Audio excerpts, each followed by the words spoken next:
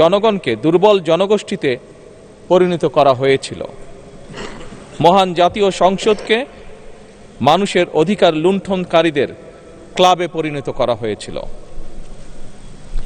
বিগত ১.৫ দশকে যারা নিজেদেরকে এমপি পরিচয় দিয়েছিল তারা কেউ জনগণের ভোটে নির্বাচিত ছিল না।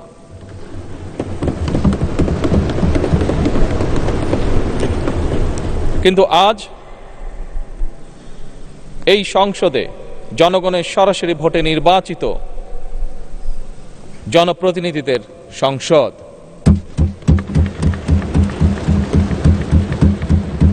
আজকের এই সংসদ বাংলাদেশের জনগণের সংসদ। আপনারা আজ এই মহান সংসদের অভিভাবকের দায়িত্ব গ্রহণ করেছেন। দেশের স্বাধীনতা প্রিয় গণতান্ত্রিকামী মানুষ এই সংসদের দিকে প্রত্যাশা নিয়ে তাকিয়ে রয়েছে।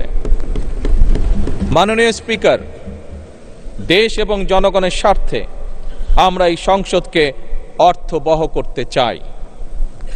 বিরোধিতার জন্য বিরোধিতা নয়, বরং শানিত যুক্তিতর্কের মাধ্যমে আমরা এই সংসদকে প্রাণবন্ত করে তুলতে চাই। এই ক্ষেত্রে আপনাদের ভূমিকা সর্বাধিক।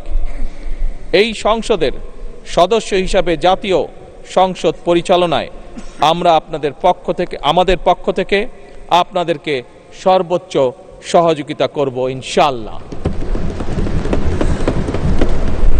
আপনাদের এই নতুন ভূমিকার জন্য সকল সংসদ সদস্যের পক্ষ থেকে আবারও আপনাদেরকে জানাই শুভেচ্ছা, অভিনন্দন এবং ধন্যবাদ।